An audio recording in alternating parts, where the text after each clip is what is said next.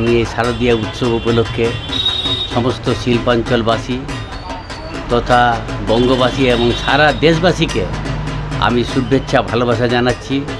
এই উৎসব আমাদের খুব বড় উৎসব।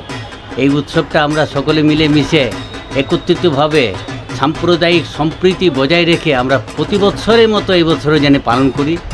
সকলে আমরা সুস্থ জীবনযাপন করি।